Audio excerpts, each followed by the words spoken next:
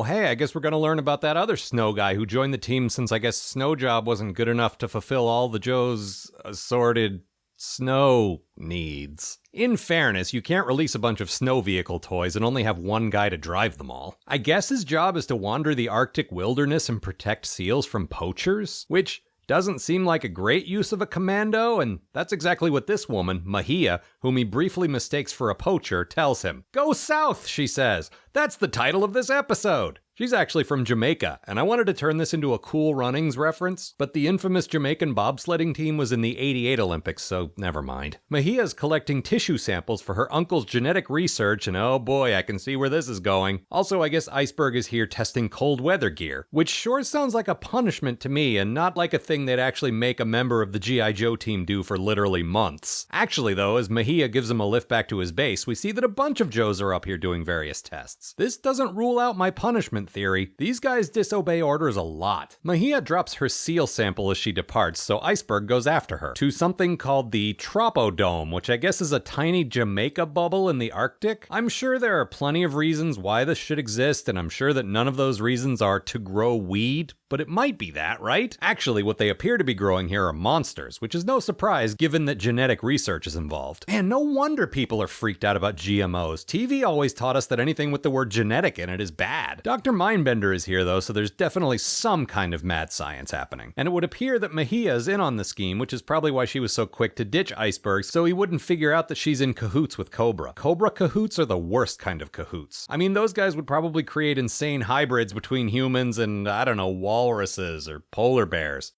Okay, that's exactly what they're doing. Sometimes this show is so bonkers that any jokey exaggeration I think of just ends up on the screen as an actual thing. Iceberg comes knocking on the door of the Tropodome, and Dr. Mindbender decides that he'd make a perfect test subject for their next experiment. So the Wolfmen capture him, and Mahia explains what's going on. Apparently, if they stop feeding synthetic protein to these horrible monstrosities, they turn back into humans. So basically, they just need to go nuts and eat one of the other experiments, and then they won't be a monster anymore. Now they'll just be human, and they'll have to live with the horrible thing that they just did to become human again. Iceberg is brought to Dr. Mindbender, who provides us with some convenient backstory.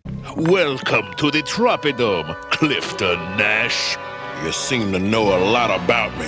I know all about you, Iceberg. You hail from Brownsville, Texas, and you detest heat. In short, you're an excellent subject for my experiments in accelerated mutation.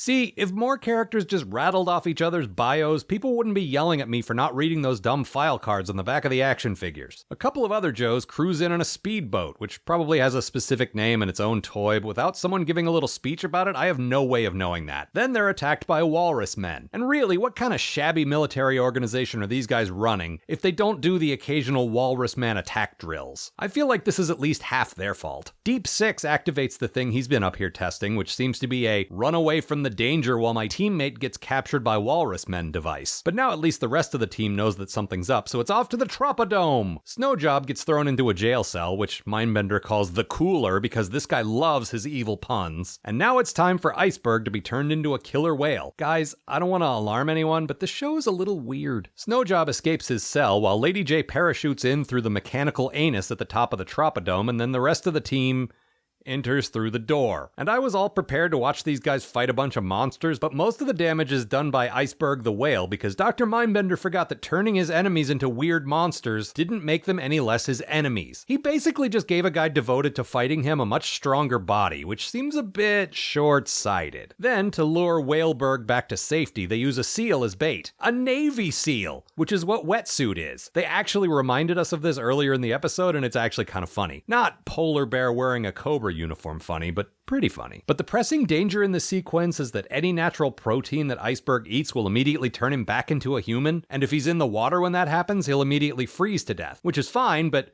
he's been out here for a while, and surely he sucked up some krill or plankton or something. Do killer whales eat those, or am I thinking of the blue whale?